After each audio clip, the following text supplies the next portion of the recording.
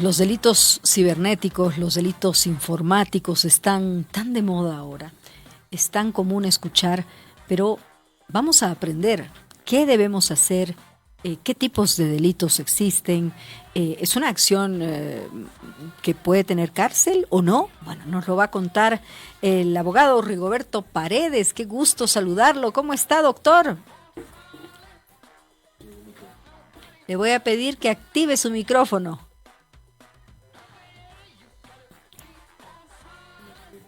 Creo que no nos llega, el audio todavía. Vamos a intentar con calmita. Aquí estamos en familia. Ahora sí, ahora sí. No, ahora sí está. Ahora sí, perfecto. ¿Cómo está, doctor? Qué gusto. Muy buenas tardes, Casimira. Un gusto estar en tu programa y un saludo a toda la gente que te escucha y te ve a través de las redes sociales y de la red compañera. Gracias. Doctor, a ver, empecemos por donde debemos. ¿Qué es un delito cibernético? ¿Qué es un delito informático? Y si podría ejemplificarnos, por favor. De la forma más simple, un delito cibernético sería la comisión de cualquier delito que venga aparejada con un ingrediente adicional, que es el uso de la informática o de la telemática dentro de la comisión misma del hecho delictuoso. Te pongo un ejemplo. Digamos el delito de estafa. Si el delito de estafa ha sido realizado a través de un phishing, a través de WhatsApp, con todo ese uso de toda esa tecnología, entonces lo que sucede es que cuando el juez y el fiscal tengan, cuando el fiscal más que todo tenga que investigar un hecho de esa naturaleza, va a tener que acudir a las herramientas tecnológicas necesarias para que el hecho no quede en impunidad, ¿no? Estamos hablando ya ahí de la informática forense, estamos ahí hablando de otros elementos dentro de una investigación que normalmente antes no se daban, ¿no? Pero que ahora tendrían que darse para poder descubrir ese fenómeno delictuoso. Claro, ahora hay que empezar a entender esto de los delitos cibernéticos, ¿no? ¿Qué tipos de delitos existen, por favor, cibernéticos, informáticos, como quieran llamarlo? Yo te podría decir que hay una amplia gama ya de delitos que han sido llamados cibernéticos, infracciones, delitos que tienen que ver con la tecnología, ¿no? Ahí tenemos que se ha escuchado mucho hablar acerca del acoso cibernético o del ciberbullying, o de la pornovenganza, del sexting, del sextortion, del growing. Son terminologías, digamos, que habría que tratar de traducirla un poco al lenguaje coloquial, ¿no? Por ejemplo, cuando hablamos de lo que vendría a ser el ciberbullying, ¿no? Y esto ya lo tenemos en nuestra legislación, ¿no? Ha empezado con la ley 548 del Código Niño, Niña, Adolescente, cuando habla de la violencia cibernética en el sistema educativo, ¿no? Desafortunadamente simplemente es una infracción, ¿no? Y no tiene un tratamiento, digamos, de naturaleza adecuada.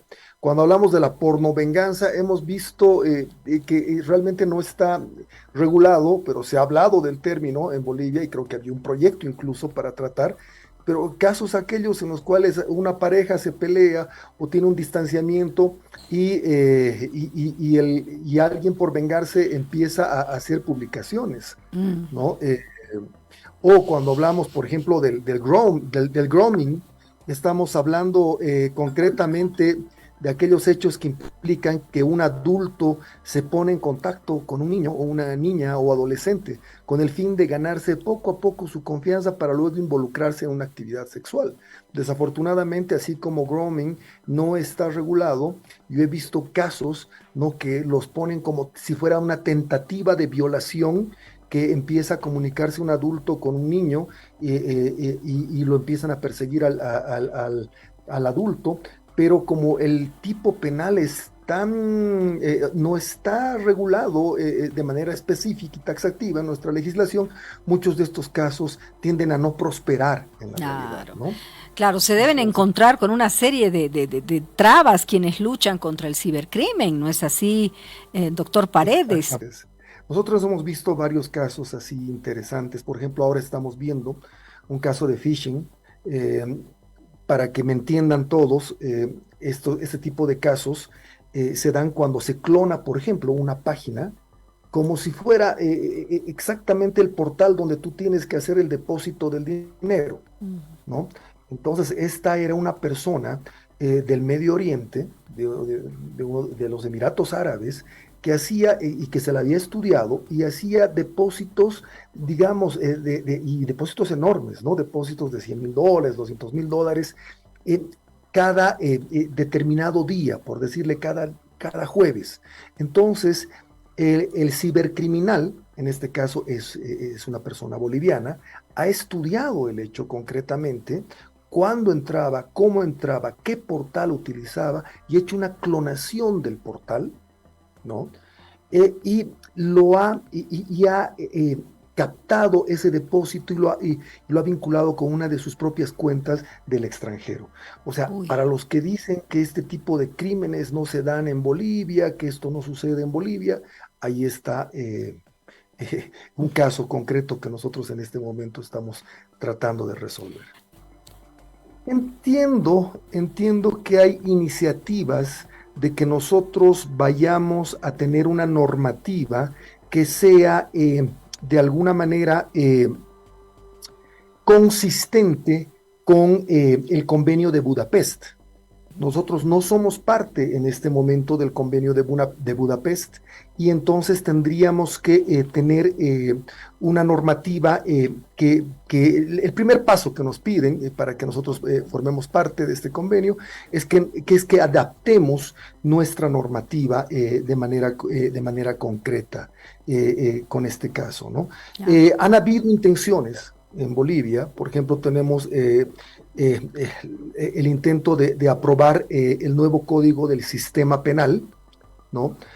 Con el cual se ha tratado de alguna manera de implementar normas muy puntuales o artículos muy puntuales de tipos penales nuevos, pero como todos sabemos, esta ley ha sido abrogada, ¿no?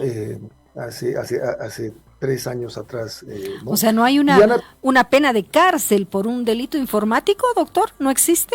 No, tenemos.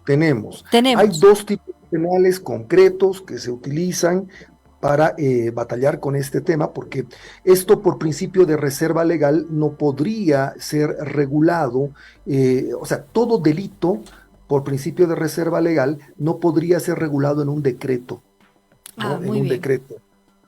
O sea, tiene que estar en una ley, ¿no? Y es así que nosotros tenemos, por ejemplo, el delito de manipulación informática, que está en el Código Penal, y el delito de alteración y acceso al uso indebido de datos informáticos.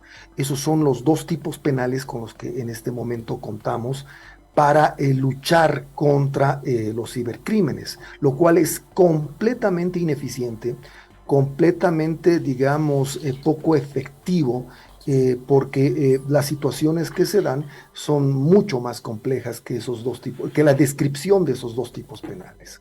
Claro. ¿Qué recomienda, doctor? Porque hay que recomendar no solo a los jóvenes, sino a nosotros los adultos, que podemos entrar también en estos delitos, ¿no? Nos pueden llevar, si no conocemos qué debemos hacer, qué pasos seguir, nos pueden llevar a que cometamos este delito, reitero. Claro, a ver, en realidad tenemos un sistema coercitivo estatal que no está del todo actualizado para erradicar, digamos, todo lo que se viene para adelante.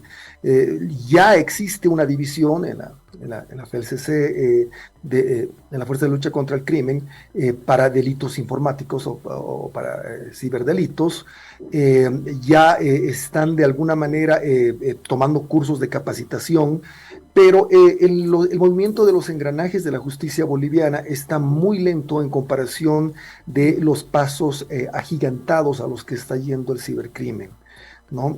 Como le digo, en este momento, Casimira, cualquier delito puede ser utilizado o puede ser cometido con el uso de la tecnología informática y telemática, y ese es el gran problema de que de un tiempo a esta parte pueden existir muchos casos que quedan en la impunidad porque no se cuentan con los elementos probatorios correspondientes, porque simplemente el momento que se empieza a investigar ya no hay evidencia o se ha borrado la evidencia. Y la informática forense y estas ciencias que están empezando a desarrollarse en Bolivia todavía son muy incipientes, y los técnicos todavía necesitan mayor tecnología, mayor incorporación, mayor educación en todos los sentidos, ¿no?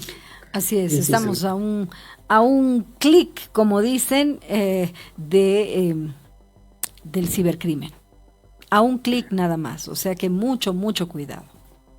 Y este es un tipo, ese es un fenómeno que no reconoce fronteras, eso es lo importante, sí, ¿no? O sea, como le digo, en el caso que nosotros estamos llevando, es un caso en el cual tenemos una persona que está al otro lado del mundo, que ha sido víctima de una persona en Bolivia que ha hecho este phishing, ¿no? Entonces, no se reconoce fronteras, ese es un tema muy, muy complejo, ¿no? Y que hay que ver. Hay otro dato que es interesante, que con el desarrollo de los freelancers que está empezando a ponerse de moda en Bolivia, no sé si tú tienes conocimiento de que en Bolivia hay muy buenos informáticos y la mano de obra es económica. Entonces, de Estados Unidos, de Europa, de Asia, de muchos lugares empiezan a contratar bolivianos para que trabajen como teletrabajo, y ellos están empezando a tener acceso cada vez a mayor y mayor conocimiento, porque esto está globalizado, y lo que sucede es que la incidencia está clara, ¿no? Tenemos ahí que entre La Paz, Cochabamba y Santa Cruz, es bastante interesante que Cochabamba es el departamento o la ciudad en la cual se refleja mayor cantidad de comisión de cibercrímenes. Y es porque en Cochabamba justamente se encuentra la mayor cantidad de freelancers que trabajan con organizaciones extranjeras, ¿no? Imagínense. Bueno, hay mucho que aprender al respecto. Hemos iniciado con un poquito junto al doctor Paredes, que conoce tanto del tema. Le agradecemos mucho. No, muchas gracias a usted por la entrevista y para servirle. Gracias, doctor. Hasta una próxima oportunidad. Buenas tardes. Buenas tardes.